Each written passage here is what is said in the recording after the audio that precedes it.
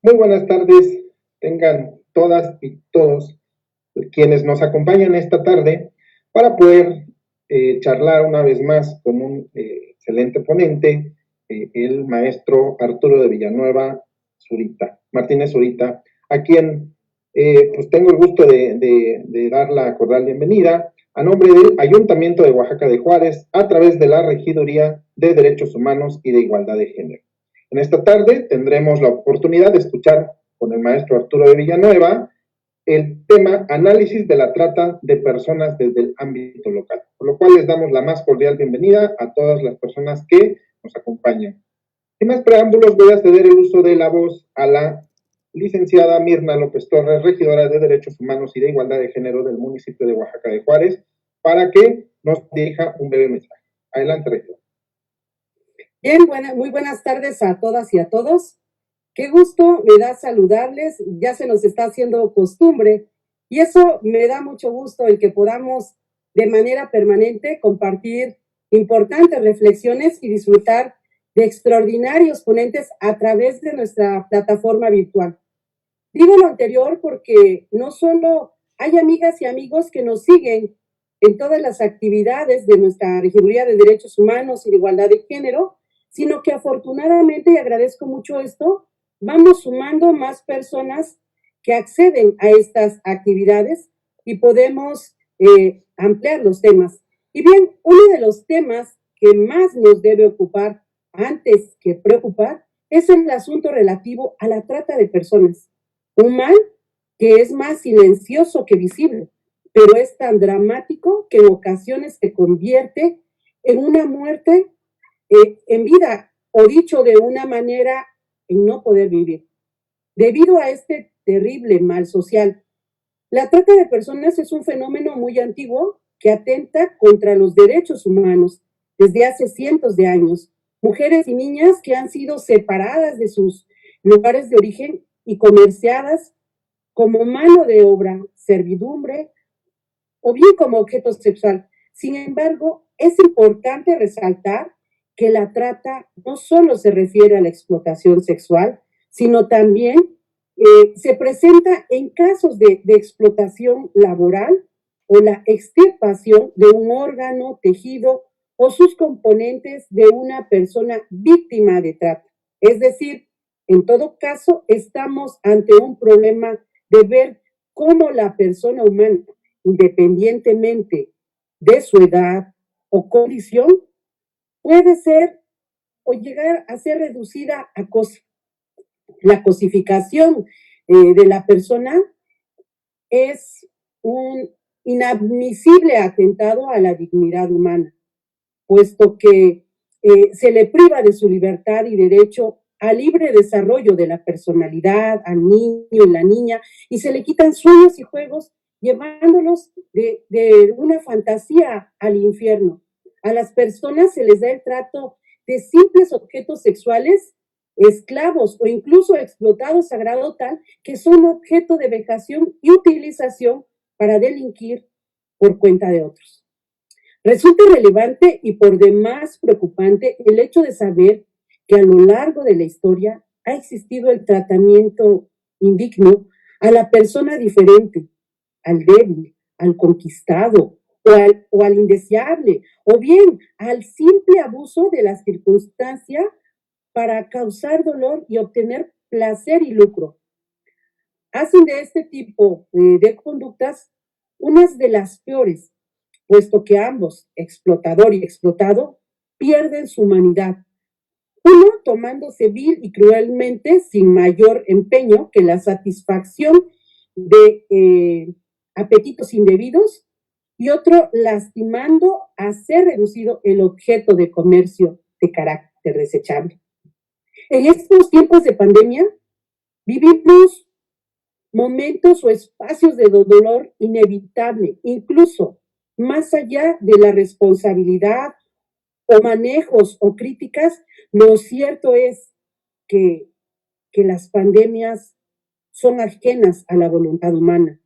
Nos ponen a prueba y establecemos medidas, retos y objetos, pero a fin de cuentas luchamos contra un dolor que en ocasiones es inevitable, incluso siendo prevenible.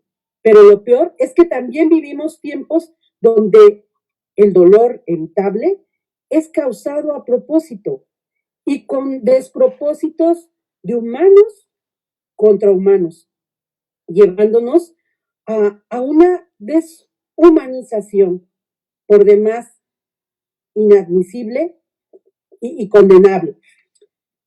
Por eso es que nos reunimos hoy y por ello agradezco enormemente al maestro Arturo Villanueva Martínez Zurita. Gracias, maestro, bienvenido. El municipio de Oaxaca de Juárez y hoy su servidora, es un honor tenerlo con nosotros, quien quiero destacar que además de ser un experto en el tema, es un servidor público comprometido y que a diario enfrenta enormes retos. Muchas gracias por su participación y por supuesto, maestro, ha de ser en este momento nuestro ponente, quien esta tarde nos transmita conceptos, aclare dudas y describa acciones en el campo jurídico y de la procuración y administración de justicia. Sin duda, su valiosa aportación, maestro, nos dejará ver la importancia de este tema y, ¿por qué no decirlo?, la dificultad de enfrentarlo. Por ello es que deseo que, aunado a la inmejorable ponencia que tendremos esta tarde, podamos nosotras, todas las personas, hacer conciencia y entender que lo mejor, urgente y la responsabilidad nuestra como servidores públicos, como personas, como ciudadanía, es la prevención. Cuidémonos todas desde casa, en la escuela, en el barrio, en la ciudad. Sumemos esfuerzos y tengamos un compromiso permanente con este terrible mal que hace víctima a no solo quien es objeto de trata, sino a su familia y a la sociedad toda, que no puede ni debe ser indolente ni indiferente ante una realidad tan cruda, tan triste y que nos está marcando como sociedad. Esperemos que estas contribuciones permitan aminorar casos y causas y nos lleve a seguir construyendo una sociedad distinta y mejor con acciones que cambian la vida.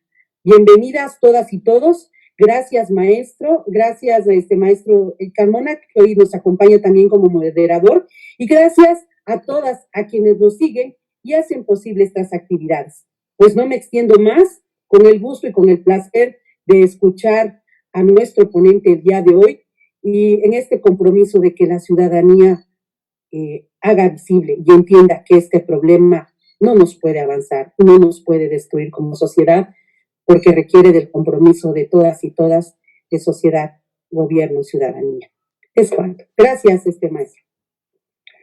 Muchas gracias, regidora. Pues efectivamente, en este contexto que ha dado, ha hecho un panorama muy general precisamente del tema que hoy nos tiene reunidos esta tarde, el tema de la trata de personas. Un tema que sin duda, pues es importante estar informado, es importante saber qué es importante diferenciar el tipo penal de trata de personas con algunos otros tipos penales que puedan darse, hacer una conjugación que seguramente el maestro de Villanueva nos dejará muy claro en esa conjugación, como nos tiene acostumbrados en sus ponencias, cómo lo explica, cuáles son las modalidades, cuáles son los elementos para identificar este tipo penal.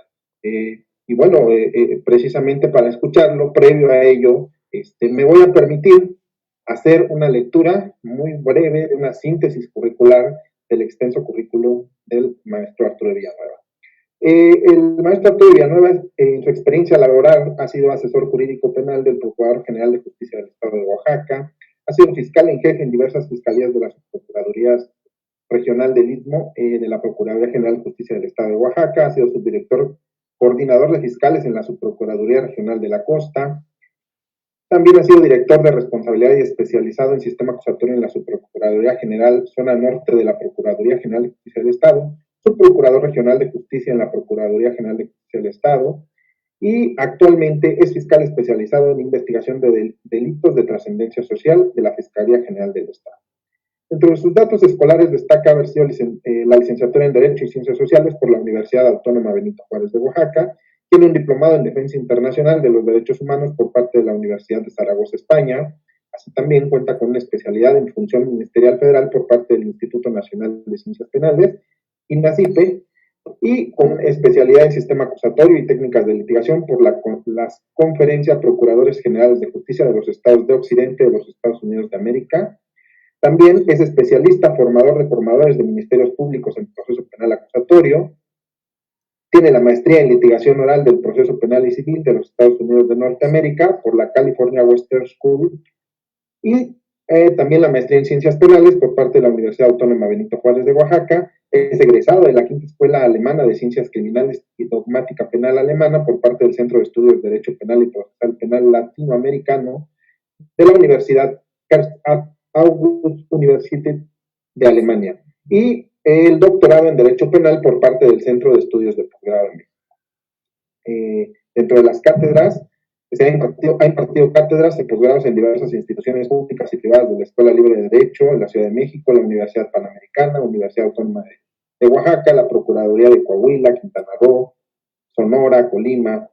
Y dentro de sus obras tiene diversos artículos como el riesgo permitido y complier en la responsabilidad penal de las personas jurídicas, la prueba de valoración e inferencias, el defecto de organización en México, el problema conceptual de la prueba en general, mujer y perspectiva de género en el Código Nacional de Procedimientos Penales, y entre algunas otras obras.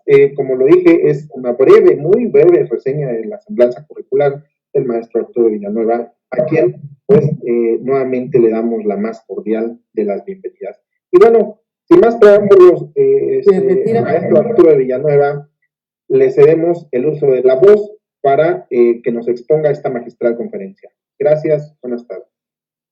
Gracias. Pues de antemano, en primer lugar, pues agradeciendo propiamente pues la oportunidad al municipio de Oaxaca de Juárez para poder platicar este tema desde el ámbito propiamente local o estatal y también municipal, a la regidora Mirna propiamente por la invitación y también a ti, mi estimado Eric, por la invitación para poder platicar esta tarde un tema un tanto amplio, un tanto quizás complejo en algunos puntos, pero vamos a tratar de abordarlo, aterrizarlo de una manera que pues logre llegar a lo que nos interesa, al ámbito local, al ámbito propiamente, pues la realidad, al ámbito propiamente del municipio, del estado, en un lugar donde se está realizando, quizás, ¿no? De una forma hasta constante, una posible violación a derechos humanos, tomando en cuenta este delito en particular, la trata de personas. Bueno, para poder entrar a este punto, primero quisiera obviamente compartirles esto. Este es el tema que vamos a abordar, ¿sale? Análisis de la trata de personas desde el ámbito local. Análisis de la trata de personas desde el ámbito local. Para poder tocar este tema, para poder abordar este específico tema, trata de personas, tendremos que dividirlo en tres, y sería lo siguiente, ¿sale? Tenemos que tomar 3 puntos en consideración para que ustedes obviamente los escuchan, pues inclusive podrían hacer unas preguntas ahí, aquí tengo inclusive a la vista algunas cuestiones del Facebook Live, cualquier cosa que ustedes estén prudente preguntar, pues aquí escucho todo lo que ustedes comenten al respecto, ¿no? Bueno, perdón, leo lo que comentan al respecto. Vamos a abordar esta cuestión de la trata de personas aterrizado al ámbito local bajo 3 puntos que me parecen sumamente importantes para poder llegar al tema que nos interesa. Primero, ¿sale? Primero, vamos a hablar del marco normativo, es decir, cuáles son aquellas normas, al menos las más importantes, cuáles son aquellas normas, aquellos instrumentos que serían relevantes para los efectos de poder aterrizar este tema. ¿Cuál sería ese marco normativo en general para poder aplicar o para poder tocar tanto el ámbito de la investigación, que lo tocaré muy genéricamente, investigación y procesamiento de las personas que obviamente hayan cometido algún delito que tenga que ver con la trata de personas, y también todo el marco normativo de las víctimas que tenga que ver específicamente con este tema, y en ese marco normativo pues comentaremos lo más relevante para tomarlo en consideración. Obviamente es un mundo y por esa razón solamente lo vamos a mencionar. Reitero, si ustedes desean, si ustedes estiman propiamente pues, hacer una pregunta, para eso está el Facebook, que aquí obviamente que lo tengo a la mano para cualquier consideración, ¿no? Primero. Segundo, ya después de eso nos centraremos en una específica ley, que es la ley general, ojo general, para prevenir, sancionar, erradicar los delitos en materia de trata de personas y asistencia de víctimas de este delito. ¿Por qué? Porque esta es la ley, obviamente, que nos sirve como mero referente o como referente para efectos de poder aterrizar todas las políticas relativas a la prevención, a la investigación, al procesamiento inclusive de estos delitos, toda vez que esta ley es la base para poder tocar a todos, obviamente al sistema federal, al sistema estatal, para el caso de las fiscalías, los tribunales superiores de justicia o tribunales supremos de cada uno de los estados, y obviamente también al municipal, como una de las formas de gobierno que tiene obviamente nuestra Constitución. Eso ya es algo muy claro, ¿no?, al respecto. Entonces, platicaremos en un segundo punto la ley y su conformación. Y como un tercer punto, solamente haremos alusión propiamente a qué pasa con ese ámbito local. ¿Cómo es que un delito que algunos lo consideran como si fuera una cuestión brutal en el sentido de delincuencia organizada, y otros dicen que no es así porque simplemente es una cuestión meramente particular de, quizás, de alguna cuestión de explotación? Veremos propiamente, o identificaremos cómo se está dividiendo esa cuestión de las competencias y hasta dónde podría actuar cada uno de los órdenes de gobierno obviamente para la prevención, para la investigación y, por supuesto, para el procesamiento de los delitos. En lo que nos interesará más es el tema de prevención, tomando en consideración, obviamente, que esta plática también va dirigida a los integrantes del municipio, en el caso del municipio más grande de Oaxaca, que es el de Oaxaca de Juárez, la capital del estado, y por esa consideración abordaremos algunos puntos relativos a lo local. Bueno, sentado esto, señalado esto, precisado cómo vamos a dividir, pues comencemos con el primer punto, ¿no? Comencemos con la primera cuestión. Vamos a platicar, en primer lugar, del marco normativo. Vamos a platicar de ese marco normativo que impacta, al tema relativo a la trata de personas. Vamos a hablar de ese marco normativo que impacta al tema de la trata de personas. ¿Y cómo lo dividiremos para poder platicar esto? Pues igual lo vamos a dividir en tres, ¿sale? Vamos a hablar en primer término del parámetro de control de regularidad constitucional, ¿sale? Vamos a hablar en primer término de esa circunstancia, el parámetro de control de regularidad constitucional, ¿sale? Si ustedes lo ven, ustedes identifican esa cuestión, van a ver aquí en este punto, a partir de acá, parámetro de control de regularidad. Después vamos a platicar la ley general que se trata de esa ley y obviamente la legislación local. Ese marco normativo está dividido, reitero, en tres para poder ubicarnos. Y por eso vamos a centrar algunos puntos de cada uno de ellos y luego aterrizar al ámbito local. ¿Por qué mencionamos el parámetro de control de regularidad constitucional? Por algo muy sencillo, ¿sale? Algo muy sencillo de señalar. Como sabemos, ahorita lo comentaba inclusive la regidora cuando comenzó, el tema relativo a los derechos humanos es una cuestión que, por así decirlo, es ciertamente nueva en nuestro sistema en razón de la reforma. No es que no existían derechos humanos, sino que el 10 de junio del año 2011 se publica la reforma constitucional en materia de derechos humanos, ¿vale? El 10 de junio del año 2011 se publica propiamente esa reforma en materia de derechos humanos. Bueno, para poder nosotros tocar esto, debemos recordar algo, y lo voy a decir muy rápidamente. El sistema de derechos humanos, propiamente como derecho internacional de los derechos humanos, tiene dos aristas o dos enfoques o dos formas de verlo, o dos puntos de donde debemos tomar en consideración. Uno, el sistema universal de los derechos humanos, o el sistema universal del derecho internacional de los derechos humanos. Y dos, el sistema regional de los derechos humanos. ¿Sale? Los instrumentos, propiamente, los organismos, están divididos en dos, un sistema universal o un sistema regional. En el sistema universal, pues está establecido probablemente por la Carta de las Naciones Unidas, está establecido por cada uno de los tratados internacionales que son de carácter, valga la redundancia, universal, ¿sale? Universal, en donde están, digamos, acaecidos en razón de la Organización de las Naciones Unidas, ¿sale? La ONU, después de los años 50, bueno, 40 específicamente, en el 48, el 45 y 48, y después en 1966, publica dos instrumentos importantísimos, que es el Pacto Internacional de Derechos Civiles y Políticos y el Pacto Internacional de Derechos Económicos, Sociales y Culturales.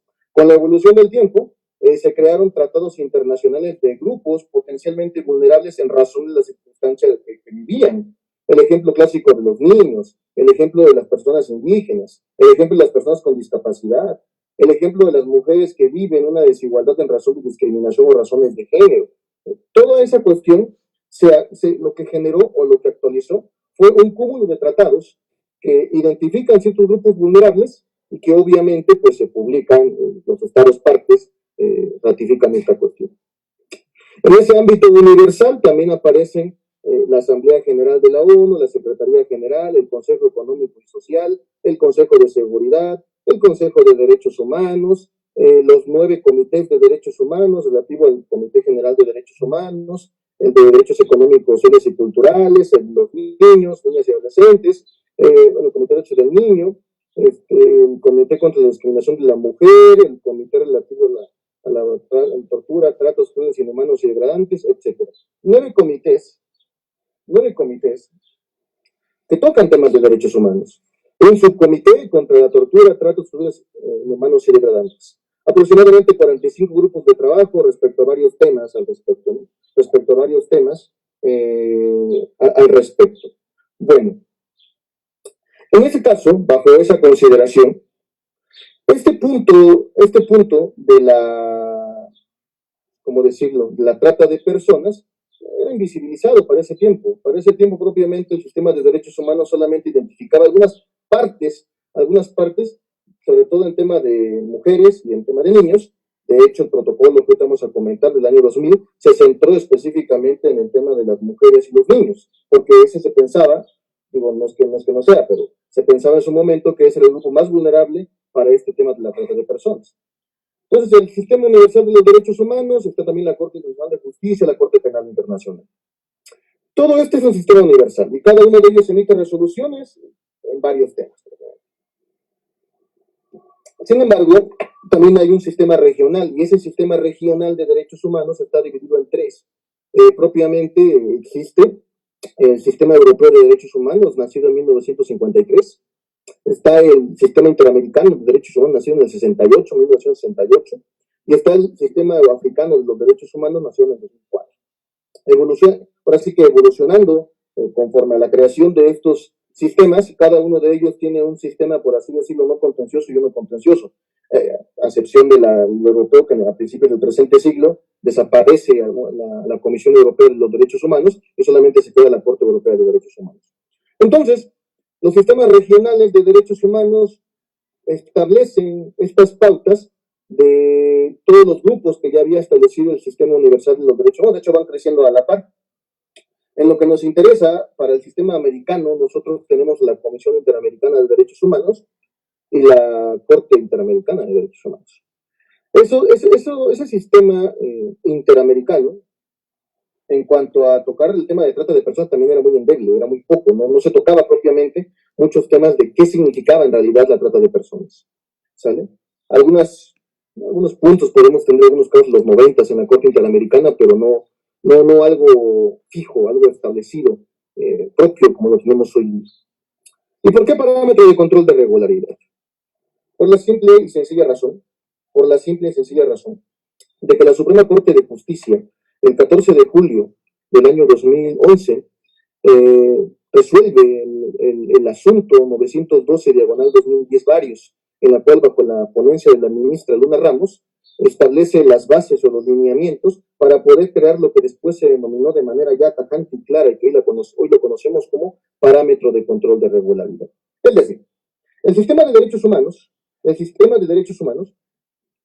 es un sistema, en el sistema mexicano, que se basa en ese parámetro de control. Y nosotros, para poder tocar temas en específico, para poder aterrizar en el tema de la trata de personas, también debemos tener presente hasta dónde alcanza ese parámetro de control de regularidad constitucional. ¿Por qué? Por lo siguiente, fíjense. Tenemos un tratado internacional que ha sido ratificado por el Estado mexicano, ¿sale?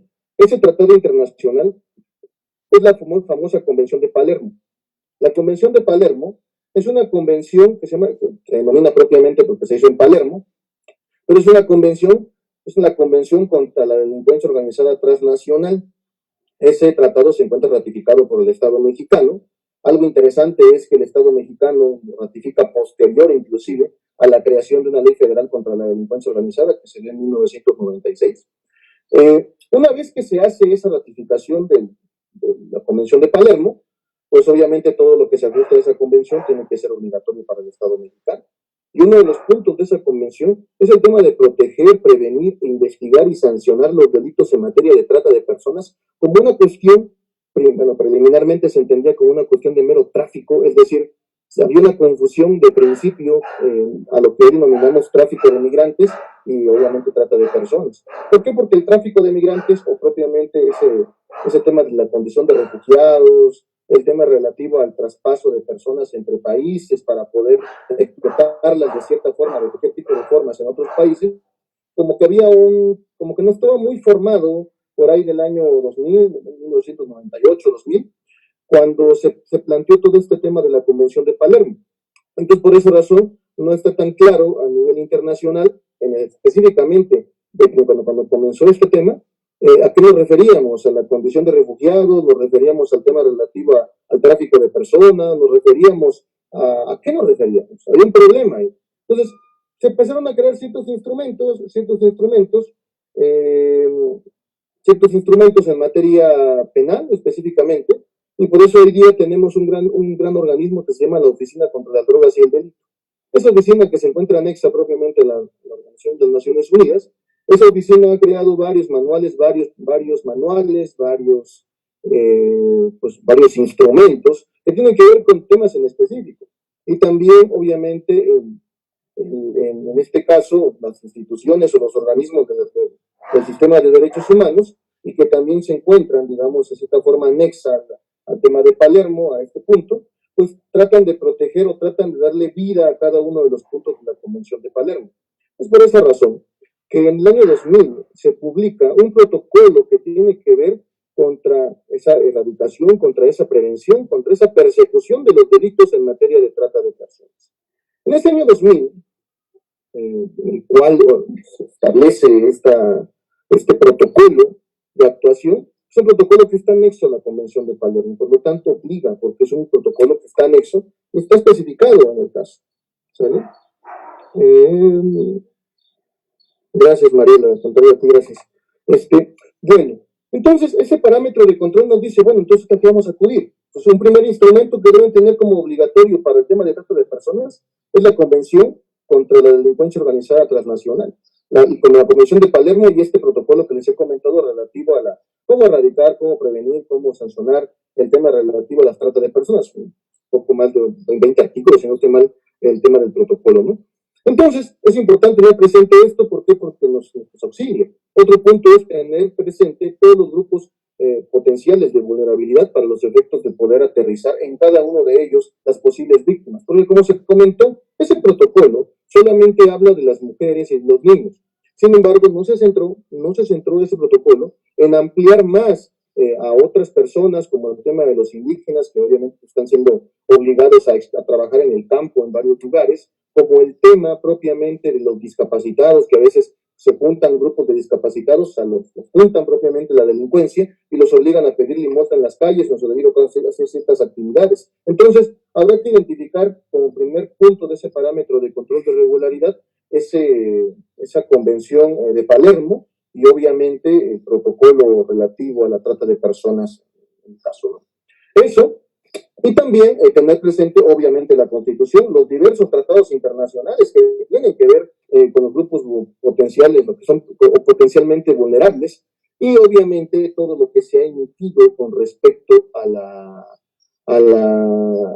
esos grupos vulnerables y cómo se podrían estar en ese tema de vulnerabilidad. ¿Sale? Entonces, el parámetro de control que ha sido formado por la Corte, desde ese caso 912-2010 varios, y que después se reforzó con el caso 293-2011 emitido en diciembre del 2013, pues es importante para tomarlo en consideración, ¿no? Es importante, ¿por qué? Porque esa es la base para poder darle esa vida, por así decirlo, a este tema que estamos comentando. Bueno, otro punto es la Ley General y las diversas leyes. ¿Por qué la Ley General y las diversas leyes? Bueno, hoy día tenemos una ley que se llama Ley General, bueno, ya tengo, está un poco largo inclusive el nombre, Ley General, como todas las leyes que la de secuestro, la de tortura, la de desaparición forzada, así las empiezan a denominar, ¿no? Le ponen todos los rubros dentro del título de la ley. Ley General para prevenir, sancionar y erradicar los delitos en materia de trata de personas y para la protección y asistencia a las víctimas de estos delitos. Esta ley se publica el 14 de junio del año 2012. Previo a esto, previo al 14 de junio del año 2012, existía la Ley Federal contra la trata de personas y algunos estados emitieron algunas reformas a sus códigos penales y establecieron estas cuestiones en sus códigos penales y uno que otro estableció algunas leyes en las cuales incluían el tema de las trata de personas. Ley general, hay que tomar en cuenta esta ley general, que hoy la vamos a comentar más a fondo en la siguiente diapositiva, en el siguiente punto, para que ustedes obviamente lo tengan presente. Esta ley general, que se emitió en el año del 2012, tiene a la fecha al menos dos reformas que fueron hechos en el 2014 y en el 2018, pero no son reformas de fondo propiamente, son reformas que tocaron algunos puntos relativos a la prevención y también una modificación en el tema de los delitos. Sin embargo, no altera de mucha sustancia la ley general, por eso hay que tomar en cuenta, obviamente, desde el principio del 2012 la ley general. ¿Y por qué digo diversas? Bueno, porque es obvio. Esta ley general se interpreta con otras leyes. Esta ley general se interpreta con el Código Nacional de Procedimientos Penales para efectos de procesamiento. Esta ley general se interpreta con la Ley General de Víctimas. En términos generales, tenemos una Ley General de Víctimas que fue publicada en el 2003. Esta ley general también se enlaza con una ley general relativa a los niños, niñas y adolescentes. Esta ley general se relaciona con un grupo de diversas leyes que ustedes claramente identifican que tienen que ver con esos grupos que tienen o que son potencialmente vulnerables en razón de la situación en la cual se encuentran. ¿Sale? En vía de ejemplo, estamos con la Regiduría de Derechos Humanos y Igualdad de Género, ¿no? Para el tema de las mujeres por sí mismos no son un grupo vulnerable, sino propiamente son un grupo vulnerable en razón de la circunstancia en la cual se encuentran.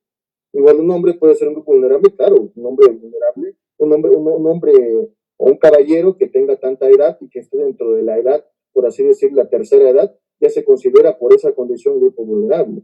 Un caballero, una dama que tenga obviamente la condición de indígena, también por esa razón, en razón de la condición de indígena, se establece un rango, una cuestión de vulnerabilidad, no porque sean menos, eso no se trata de eso, sino que en razón de esa posibilidad o de ese momento en el cual se encuentran, se establece que el sistema debe permear a los derechos humanos que se establecen conforme a ese tipo de grupo.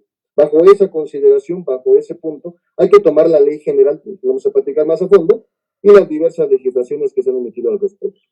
La legislación local, cada uno de los estados en el país, en el estado que estoy ahorita, que obviamente es mi casa y la casa de ustedes, pues es el estado de Oaxaca. El Congreso del Estado de Oaxaca, así como el Congreso de Hidalgo, así como el Congreso de Chiapas, el Congreso de Veracruz, el Congreso propiamente de Quintana Roo, de Yucatán, de Campeche, etcétera. Cualquier estado tiene legislación local. Y bajo esa consideración hay, por ejemplo, legislación relativa al DIF municipal o al DIF estatal. Hay, obviamente, legislación que tiene que ver con niñas y niños en materia del Estado, en el Estado propiamente. Entonces, tenemos mucha mucha legislación local que habrá que tomar en consideración. En los códigos penales de los estados también, ¿cómo se llaman? Los códigos penales de los estados propiamente, en su debido caso, pues se señalan esta consideración. Entonces, legislación local. Dice Montserrat, caballero o dama, interrogante. Sí, así lo menciono, Montserrat, así lo menciono. Yo no me sigo por esa cuestión de totalmente hombre y mujer. Eso ha sido, la cuestión de caballero o dama es una cuestión que todavía, inclusive está establecido por la Real Academia de la Lengua, inclusive está establecido por un montón, obviamente, de ideas. Esa es una cuestión, ¿cómo se llama? Que, digamos, el tipo de lenguaje que podemos ocupar puede ser de una u otra forma. Eso lo podemos debatir sin problema alguno. Ahora, el tema relativo al siguiente punto. ¿Sale? El siguiente punto sería la ley propiamente. Solamente pondré esta imagen. ¿Sale? Solamente pondré esta imagen. ¿Cómo se estructura la ley general para prevenir y sancionar, erradicar los delitos en materia de trata de personas y para la protección y asistencia de víctimas de estos delitos? Bueno, esta ley se estructura en 2 puntos, ¿sale? Esta ley, ¿cómo se estructura? Se estructura en 2 libros propiamente. Un libro que tiene que ver con los delitos, con la investigación, que tiene que ver con el proceso, tiene que ver con la atención a víctimas, etc. ¿Por qué es importante esto? ¿Por qué es importante esta cuestión de cómo se estructura? Porque así podemos identificar, a dónde acudir. Esta ley tiene 126 artículos. Esta ley, del artículo 1 al 83, establece el libro primero. Y del 84 al 126 establece, pues obviamente el libro segundo, ¿no? Y en su debido caso, esta ley dividida en el primer y segundo libro, el primer libro tiene que ver, ojo, el primer libro tiene que ver con el delito, la investigación, el procesamiento, la atención a víctimas, temas de competencia, etc. El segundo libro tiene que ver con la política de Estado, y es donde entra propiamente el municipio, donde entran los estados, donde entra la federación, y esa unión para poder establecer esa coordinación para poder erradicar y prevenir y erradicar es el tema de trata de personas. Vamos a comentarlo rápidamente.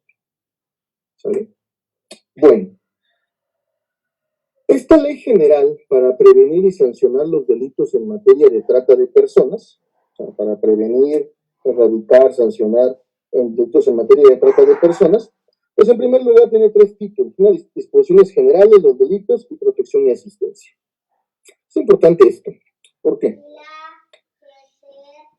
Si ustedes hacen un ejercicio de cada uno de los delitos que se encuentran presentes en la ley general, lo que van a hacer es que van a encontrar cientos y cientos de tipos penales. ¿Por qué? Porque este tipo penal tiene un sinnúmero de conductas, o este delito en general tiene un sinnúmero de conductas, ¿sale? Los cuales se van enlazando una tras otra y van generando nuevos tipos penales de acuerdo a la complementariedad o lo complejo que tiene cada tipo penal. Y para muestra basta un simple ejemplo. El artículo 10 de la ley correspondiente, ¿no? Dice, el artículo 10 dice, toda acción o omisión dolosa de una o varias personas para captar, enganchar, transportar, transferir, retener, entregar, recibir o alojar, son 8 conductas. Entonces tenemos 8 conductas que pueden establecerse 8 tipos penales, ¿no? 8 tipos penales. Pero dice a una o varias personas con fines de explotación. Entonces tenemos 8 tipos penales, porque captar con fines de explotación, enganchar con fines de explotación, transportar con fines de explotación, transferir, etcétera, con fines de explotación. Pero el problema sería qué significaría los fines de explotación. Bueno, y el detalle está en que en ese mismo artículo tenemos 11 formas de entender la explotación. Por explotación se entenderá, dice, la esclavitud. Entonces, un tipo penal es captar para tener el fin de explotación de la esclavitud. Otro tipo penal es transportar para tener el fin de explotación de la esclavitud. Y así vamos teniendo, obviamente, con la esclavitud, solamente con esa primera fracción, ya tenemos 8 tipos penales. Pero si ponemos condición de siervo, ya tenemos 16 tipos penales. Si tenemos prostitución ajena u otras formas de explotación sexual, aquí tenemos ajena y otras formas, pues tenemos, obviamente, otros 8 y otros 8. Serían 32. Explotación laboral, serían 40. Trabajo o servicios forzados, pues ya tenemos 48. ¿Sale? Y si así vamos a 56, obviamente 64, 72, 80, y podemos aquí, como son 11 supuestos multiplicados por 8, tenemos 88. Usted me dijo que eran 100, sí, pero cuando uno ya entra en la esclavitud, y el ejemplo dice, se entiende por esclavitud el dominio de una persona sobre otra, dejándola sin capacidad de disponer libremente de su propia persona ni de sus bienes, su persona y de sus bienes, y ejerce sobre ella atributos de derecho de propiedad. El ejemplo de la esclavitud. Pero en la condición de siervo se divide en 2, por deudas y por leva. y esa, en el caso de la condición de siervo por gleba, se establecen presupuestos. Si se le impida cambiar su condición de vivir o trabajar, se le obliga a prestar servicios remunerados, ejerce derechos de propiedad. Es decir, se va multiplicando y vamos encontrando un sinnúmero de tipos penales. De ahí que para poder tener presente los tipos penales relativos a la trata de personas, tenemos un mundo de donde partir. Dice, los grupos vulnerables no son a causa de la discriminación y su población desigual por su género y son mujeres indígenas o personas con discapacidad. Pero efectivamente, ¿no? Es lo que se comentó. Los grupos vulnerables son en razón de eso, en razón, porque son potenciales propiamente de vulnerabilidad, en razón de que, de esa circunstancia en específico en la cual se presentan. En su debido caso, puse el ejemplo de la mujer per se no es un grupo vulnerable, o sea, no es un grupo vulnerable. Propiamente la vulnerabilidad se genera por la situación concreta en la cual se encuentra y que obviamente se podría generar para el caso, es el clásico caso de género. En ese caso, pues es en razón de asimetría de poder, en razón de una condición de género que se ve plasmada en estereotipos y que previamente se actualiza en el caso concreto. El tema de los indígenas, en razón de ser una persona indígena de un pueblo, de una comunidad, tiene cierto conocimiento sobre el mundo y bajo esa consideración, pues es posible que cuando llegue, obviamente cuando esté en un ámbito diferente, lo interesante es a esa persona por su cultura, por su lengua, por su conocimiento, se le trate obviamente como un grupo de vulnerabilidad y lo que se trata de hacer es igualar en el sentido de los derechos humanos. ¿Sale? Igual el tema con los niños en razón de su edad, en razón de su conocimiento, en razón de todas las circunstancias que rodean al niño, obviamente es un grupo potencial de vulnerabilidad. Las personas mayores, las personas con discapacidad, etcétera. Toda esa cuestión, todo ese punto, ¿sale? Todo ese punto, pues propiamente genera esa potencial cuestión de vulnerabilidad. Bueno, ahora bien, este punto de la legislación, es importante mencionarlo, tiene muchísimos tipos penales. Si ustedes checan, obviamente, todos los tipos penales que se encuentran hasta el artículo 36, del 10 al 36, 26 artículos, reitero, van a encontrar cientos y cientos de tipos penales que identifican las múltiples formas de trata de personas en el caso concreto, las múltiples formas de trata de personas en el caso se presente, obviamente. Asimismo, hay que tomar en consideración eso y asimismo hay que tomar en cuenta las reglas de competencia. Las reglas de competencia son las mismas que se han establecido para todo punto en ley general, que si es delincuencia organizada se va al federal, que si se realiza conforme se establece, digamos, tomando en consideración un tema de atracción del Ministerio Público, o en su debido caso, de acuerdo a los artículos del Código Penal Federal, o también que se establece con los supuestos de la Ley Orgánica del Poder Judicial de la Federación. Todo esto acaece la competencia o actualiza la competencia en materia tributaria. Lo importante de esto también es que en este proceso o en el procedimiento que se realice de trata de personas, también está todo el tema de protección de las víctimas, obviamente, la reparación integral. Todo eso también está en ese capítulo, perdón, en ese libro primero. Ahora bien, en el libro segundo, que va desde el artículo 84 hasta el 126, ese libro segundo habla de la política de Estado. Ese libro segundo habla primero de una comisión intersecretarial y plan de gobierno, plan o programación nacional que se establece para la trata de personas como primer título. Como segundo título está el tema de la prevención, donde se establecen varios puntos relativos a los municipios, los estados, y como tercer título sale la colaboración entre las autoridades, entre los tres órdenes de gobierno, el gobierno federal, el estatal y el municipal.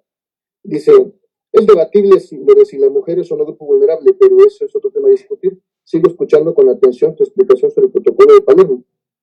Gloria, creo que yo en ningún momento dije que la mujer es un grupo vulnerable, yo nunca dije eso. Al contrario, lo que dije, la mujer por sí misma no es grupo vulnerable, para que quede claro ese punto. La mujer por sí misma, o sea, por ser mujer nada más, no es grupo vulnerable. O sea, no se trata de eso. De hecho, las convenciones que se realizaron desde los años 90 y antes de todas las reuniones que se hicieron para crear, obviamente, el sistema relativo a la protección de la mujer, no se dio en razón del simple punto de ser mujer, No, se dio en razón de ciertas condiciones en las cuales se encontraban ciertas mujeres en cada caso concreto.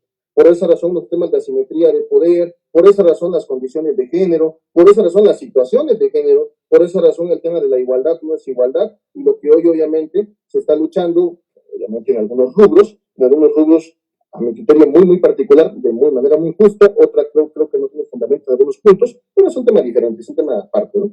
Pero en su debido caso, el tema toral es, según lo que comentaba aquí de Gloria, cito lo que dice Gloria Inés Trujillo Matías, dice, es debatible lo de si la mujer es o no un grupo vulnerable. Reitero, yo nunca dije eso.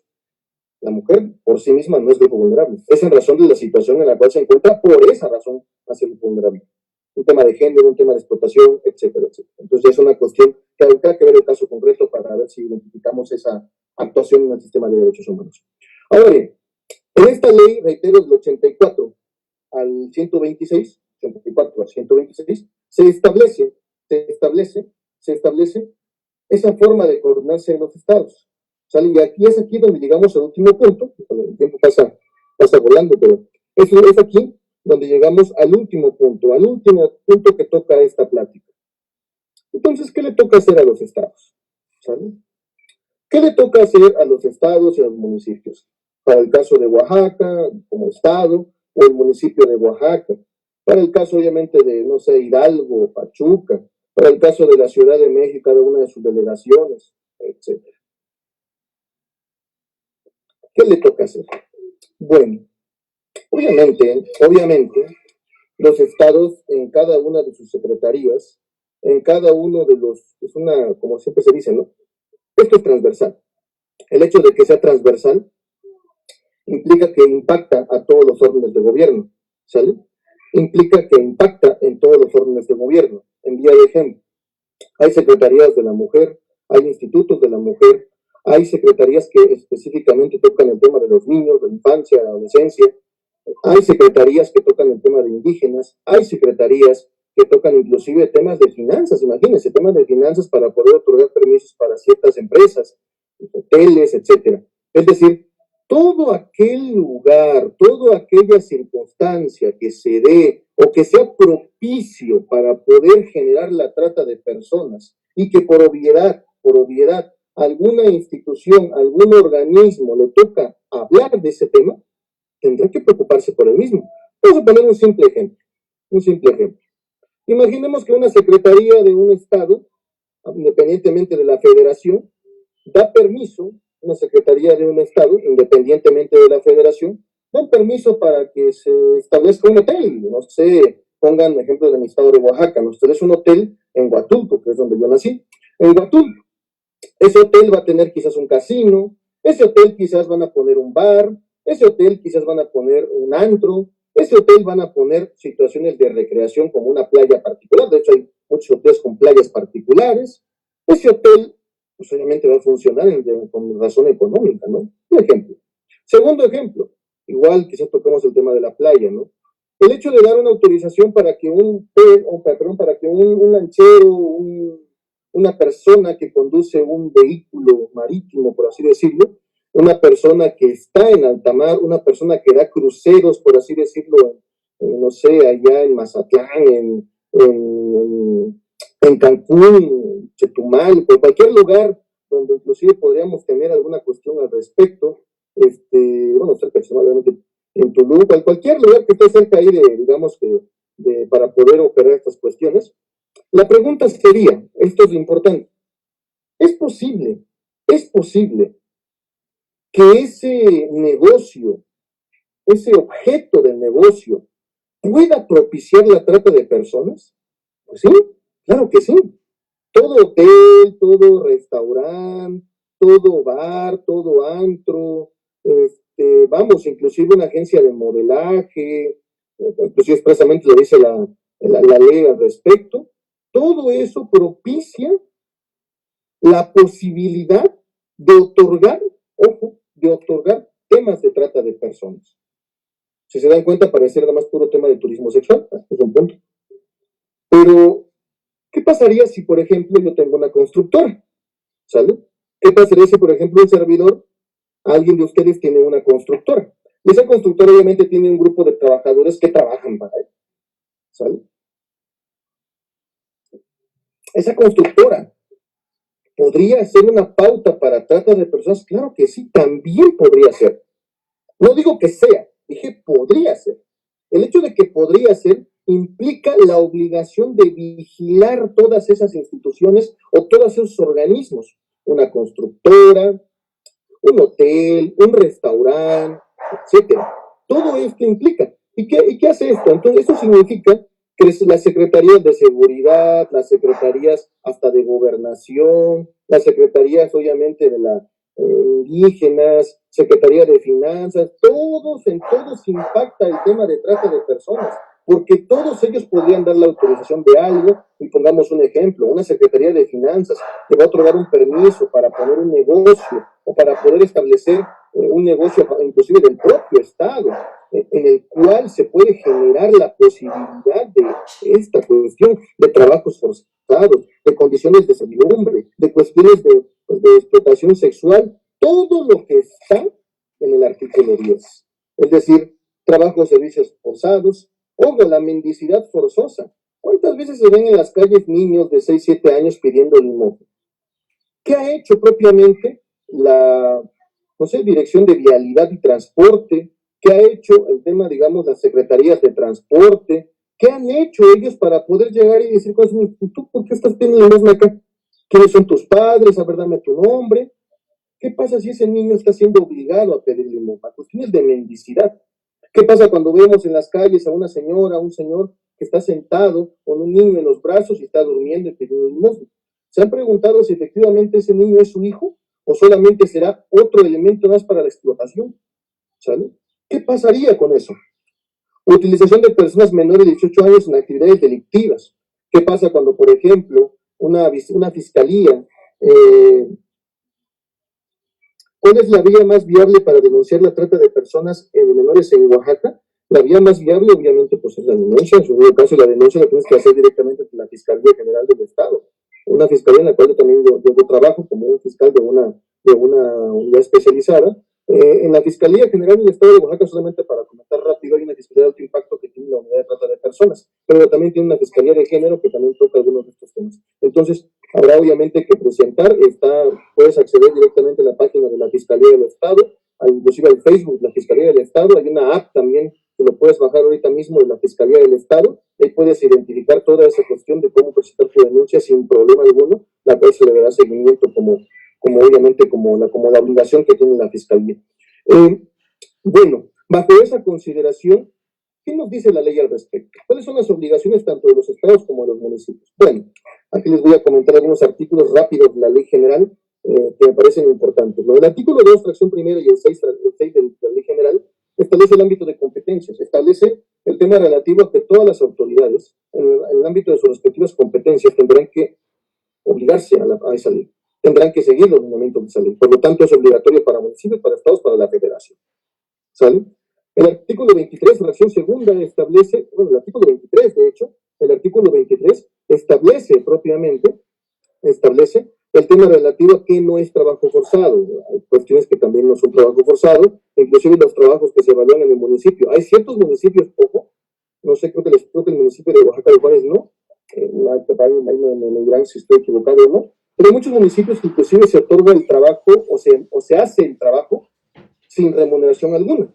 Tengo una amiga, por ejemplo, que es jueza y que está realizando un trabajo honorífico en un lugar porque el municipio es de usos y costumbres. Entonces, por esa consideración, ese municipio que se encuentra bajo el régimen municipal, aún así está bajo usos y costumbres, en su debido caso, cumple un trabajo honorífico al ser una autoridad en el caso. Entonces, eso no se considera trabajo forzado ni trata de personas, obviamente, ¿no? Entonces, establece la propia ley general que no es trabajo forzado. El artículo 62 señala de la ley general esa obligación de los municipios y el Estado para la protección de las víctimas, y por lo tanto esa cuestión no debería existir en la calle, no debería existir nunca jamás en las calles niños pidiendo limosna o niños trabajando. Eso no es posible. Es una falla de política que se ha tenido propiamente por municipios, por estados y la federación. Los niños no tienen por qué estar en las calles, obviamente, pidiendo limosna, ni aún así cuando fueran sus padres. ¿Por qué? Porque los niños lo están haciendo, dirán con consentimiento. No. En la trata de personas no hay consentimiento por el tema de los menores. Entonces no deberían existir siquiera en nuestro país, siquiera la imagen de que niños estén en las calles solicitando limosna, porque son cuestiones de mendicidad. Y también, obviamente, cuestiones de trabajos forzados en su debido caso. Pues es una cuestión que podría ser una buena política para la protección de esos niños, niñas y adolescentes, ¿no? El tema de vigilar si en las calles están pidiendo limosna y, obviamente, o inclusive haciendo cuestiones de otro tipo, y bajo esa consideración vigilar, ponerlos en albergues, vigilar, obviamente, las familias y estar protegiendo esa cuestión. Es un tema también interesantísimo de prevención de trata en el caso. También el artículo 97 de la ley general establece lo relativo a la intervención de los municipios, sobre todo en ese plan nacional contra la trata de personas, que hasta la fecha ya existen algunos puntos ahí emitidos por la federación, y en su debido caso le falta la intervención más ardua del ámbito municipal. ¿Sale? El artículo 104 es un tema interesantísimo. El 104 es, digamos, el artículo que deberían pegar a sus resoluciones de los municipios o de los estados cuando van a verificar un negocio, cuando tenga que ver con trata de personas. El artículo 104 establece que son facultadas las autoridades para hacer supervisión de negocios de cualquier tipo que propicie la comisión de estos delitos para verificar cualquier cuestión. Pongamos ejemplos y chequemos. Llegamos a un hotel, ese hotel se encuentra en una zona muy ardua, muy difícil del municipio, ¿no? O del estado. Cuando verificas el hotel, primera pregunta: quiero que me des la lista de tus huéspedes, nada más quiero ver que tienes registrados, cuántos niños entran y cuántos no. Quiero saber eso. No lo tengo. Hay que obligarlos. ¿Por qué? Porque eso identifica cuántos niños entran y cuántos niños no, para cuando ustedes quieran identificar si en ese hotel se están llevando niños, para cuestiones sexuales, para cuestiones obviamente de trabajo, para alojamiento, como es la ley general, lo que hay que identificar es quiénes son tus huéspedes. Estar en constante vigilancia de los hoteles ayudaría a esto. Bares y cantinas, eso es muy obvio. Ver a un bar, identificar si en su debido caso dejan entrar niños o no, para qué lo dejan entrar, si entran para la venta, los niños entran y venden, no sé, dulces o algo, o piden limosna, eso está propiciando obviamente la trata de personas, ¿sale? Independientemente de la corrupción de menores, eso podría propiciar, inclusive de acuerdo al caso se podría hasta poner a disposición a algunas personas y por esta consideración. Es decir, bajo esta idea, dice Gloria, o sea, muchos fondos de table dance y centros nocturnos en México son nidos de trata con fines de explotación sexual y ha sido por mucho. Sí, efectivamente. Así tenemos propiamente, espero que realmente se empiece a controlar. Ese es el punto. Este tema de la explotación sexual, cuando es en adultos, aquí en este tema que me pregunta Gloria, es un tema relativo a adultos. Aquí es un tema muy delicado. ¿Por qué? Porque cuando se hacen las supervisiones, que sí se hacen las supervisiones, se hace constantemente, el tema sería si efectivamente estamos ligadas y de qué forma estamos ligadas. Pero aquí sí ya entra, por ser adultos, el tema de qué manera se genera ese fin de explotación o de qué manera se logra esta cuestión. Porque aquí es donde también entramos a otro punto respecto a si los adultos no pueden dar esa autorización, y claro que sí, en su debido caso. Claro que sí, y obviamente inclusive hasta ahí no que está reglamentado. Pero aquí el tema sería propiamente, el fin de explotación. Esa explotación se da en razón de que te pagan tanto y tú quieres ganar más, y si te pagan tanto, pues te obligan. Esta explotación se da por el tiempo, se da por ciertas condiciones de siervo. Eso tendría que verse conforme al caso concreto. Es un ejemplo en mi caso.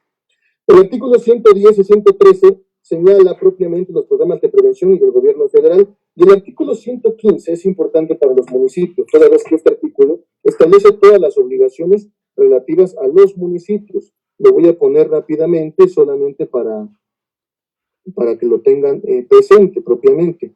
El artículo 115 es el que habla de los municipios, porque estoy platicando con los municipios, o el municipio de Oaxaca de Juárez, y por esa razón pongo este artículo. Corresponde a los municipios y las demarcaciones territoriales de la Ciudad de México, correspondiente. Lo siguiente dice: instrumentar políticas y acciones para prevenir y erradicar la esclavitud y la trata de personas y demás delitos. Apoyar la creación de programas de sensibilización y capacitación para los servidores públicos y funcionarios que puedan estar en contacto con posibles víctimas de los delitos. ¿Sabe? Capacitación, en pocas palabras. Apoyar la creación de refugios y modelos de protección y asistencia, refugios. Detectar y prevenir la trata de personas y demás delitos a través de la autorización de funcionamiento de establecimientos como bares, clubes nocturnos, lugares de espectáculos, recintos feriales, ojo, recintos feriales, o deportivos, salones de masajes, hoteles, baños, vapores, loncherías, restaurantes vía pública, cafés internet y otros, así como a través de la vigilancia e inspección de estos negocios. Es decir, todos estos negocios pueden propician propiamente el tema relativo a la trata de personas. ¿Cuál es la función del Estado? ¿Cuál es la función del municipio? La función propiamente es el tema de prevención. Y ese tema de prevención, la única forma en la cual podrán hacerlo es hacer un programa de prevención. Estaría muy bien que el municipio, en el caso que estoy platicando aquí con la regidora, obviamente con el buen Eric, pues un plan en el cual se vigilaran todos estos puntos y cada cierto tiempo vayan a los negocios para la verificación, no solamente para la clásica verificación administrativa, en la cual cuenta o no con condiciones de salud, cuenta o no con condiciones de servicio, no, identificar si por alguna razón no es un peligro ese lugar para la trata de personas. ¿Cómo sería un peligro? Un peligro sería el hecho de que esté cerca de una escuela, un peligro sería de que en su debido caso se puede apreciar que no hay un registro de las personas en el caso de los hoteles. Peligro sería que no hay un control de quién entra y quién sale en los bares y los niños.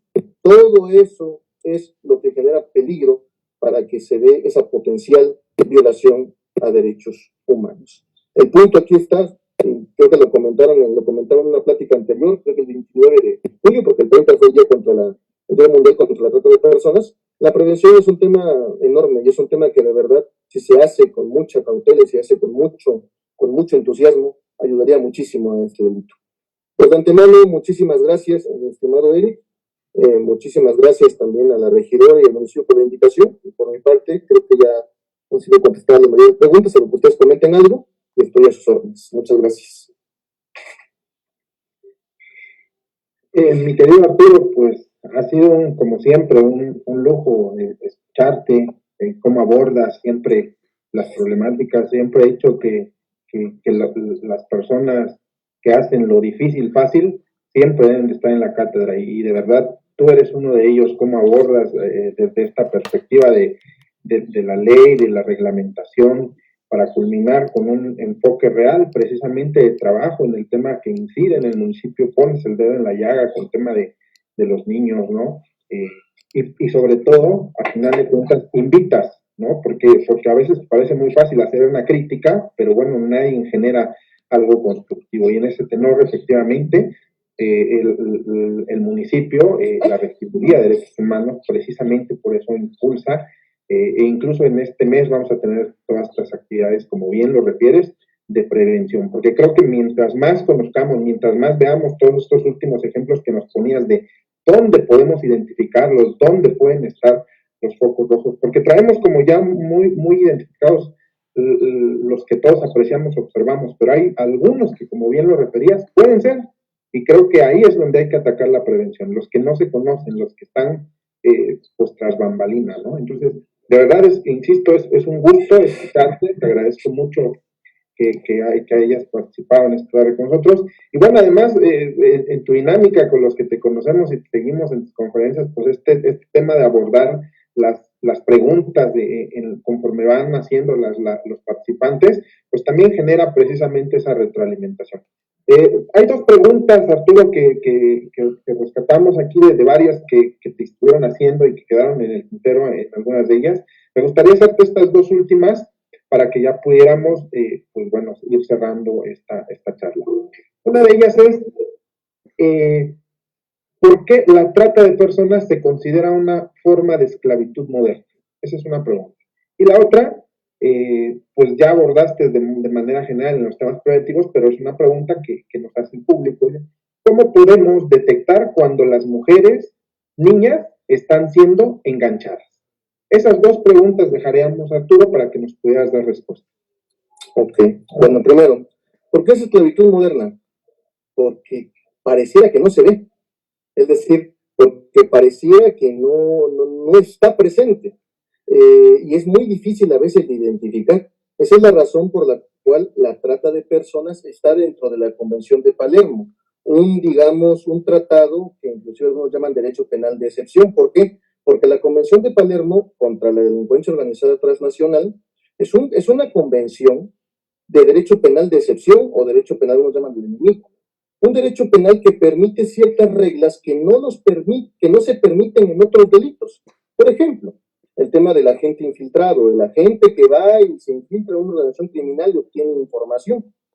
Por ejemplo, el tema relativo a una forma de instigación, una forma de, digamos, de intentar actualizar el delito y bajo esa condición generar cierto tipo de detención, la entrega vigilada, etc.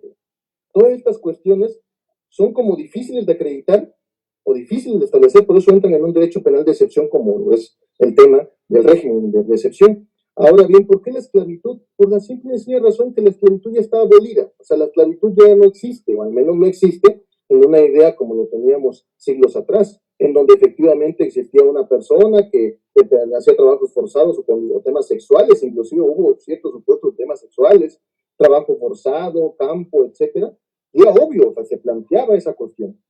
Pero ahorita comentaban el tema de bares y table dance, dice en su debido caso, ese tipo de centros nocturnos. Muchos caballeros y también muchas damas van a ese tipo de lugares.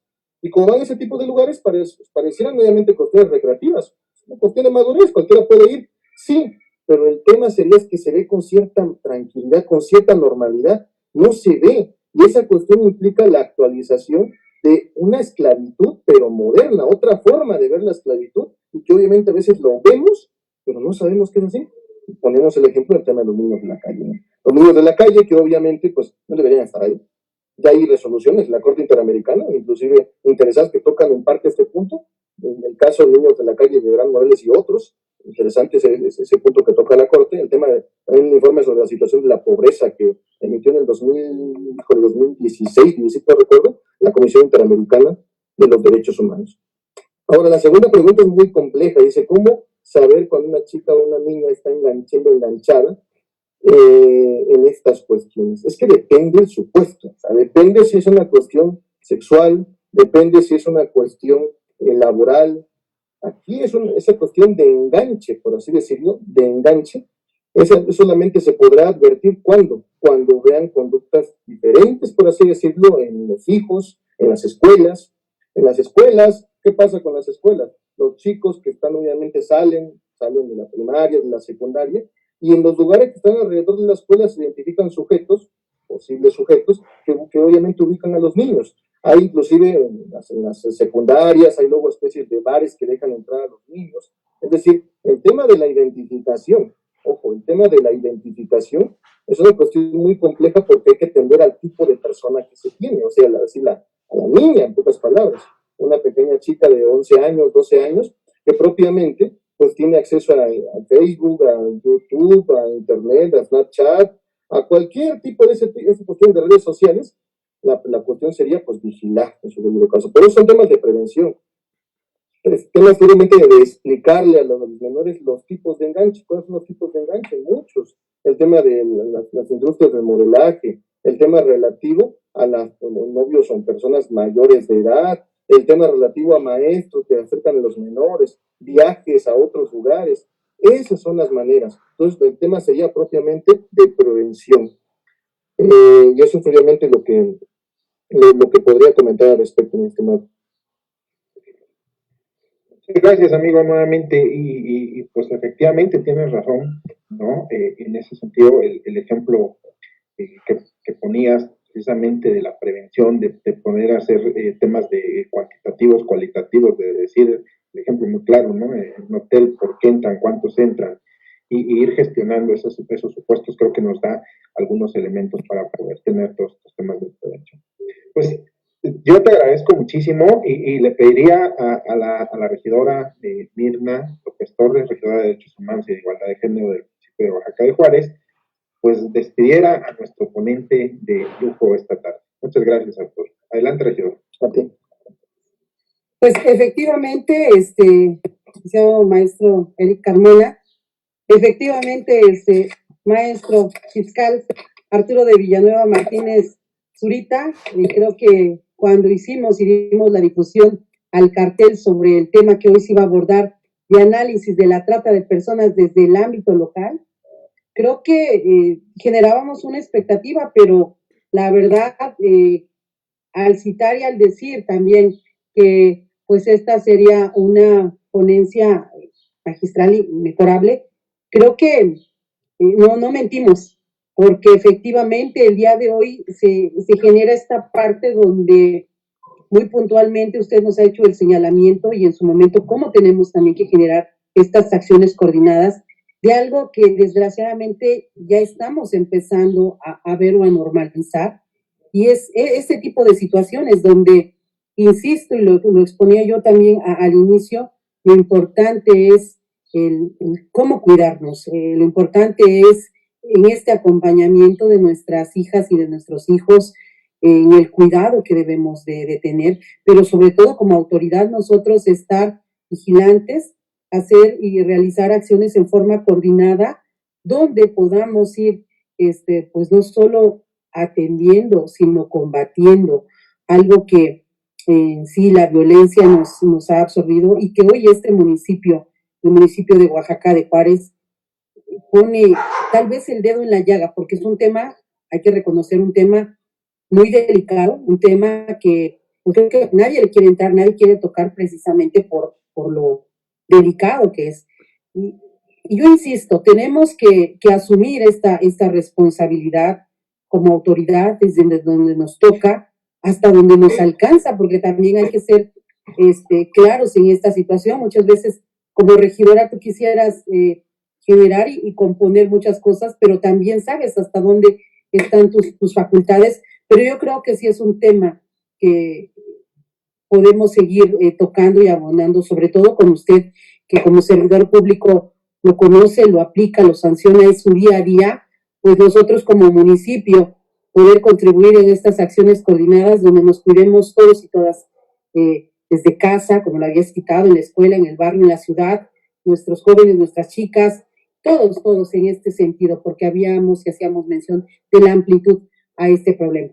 Pues yo no quiero extenderme más, la verdad hay muchísimas preguntas que se quedan, maestro, que estaremos, yo considero que no va a ser la primera vez, espero que podamos seguir empatando y coincidiendo con su agenda, porque será muy importante, sobre todo porque hay cuestiones que es importante despejar, pero sobre todo actualizar, algo que estamos muy rebasados en cuanto a nuestra normativa de nuestro ayuntamiento, y donde hay un compromiso latente de actualizar, pero sobre todo que estas acciones vayan en forma coordinada de la mano, y pues agradecer y reconocer que siempre al llamado de teléfono y todo este tipo de acciones, reconocemos que no solo en la academia, sino en la práctica y en lo profesional, usted ha sido muy congruente, maestro. Pues gracias nuevamente, y desde esta Regiduría de Derechos Humanos y de Igualdad de Género del municipio de Oaxaca de Juárez, estamos agradecidos y comprometidos para que este tipo de conferencias y ponencias se sigan repitiendo.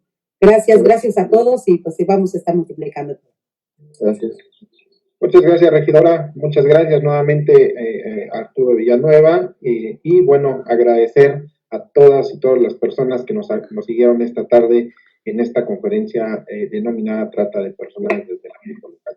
En breve estaremos informando de más actividades que la regiduría está implementando precisamente en razón del tema que hoy nos preocupa. Buenas tardes a todos. Gracias. Bien, perdón, ahí nada más para invitarlos y hacerles ya el comercial por último. El día de mañana, a partir de las 10 de la mañana, precisamente fiscal, estaremos haciendo la presentación de un video donde la poeta Dinora Alicia Luis Mejía de San Pablo Huila, pues bueno, nos va, y que es también vecina aquí del municipio, pues bueno, nos va a compartir y vamos a presentar dentro de un conversatorio que tengamos problema también que nos toca, que es la desaparición, ¿no? de mujeres, de personas. Y el video que estaremos presentando, damos inicio en el conversatorio a las 10 de la mañana, pero a las 12 del día estaremos presentando un video en lengua zapoteca, que precisamente es la lengua que pues tiene la mayor presencia y predominio en nuestro estado, y pues con esto abonar y contribuir precisamente para que las madres no dejemos ni bajemos la guardia en este sentido. Pues los invitamos mañana, 10 de la mañana, y posteriormente a las 12 del día en la presentación del video. Gracias. Fiscal, nuevamente a las órdenes, buenas noches,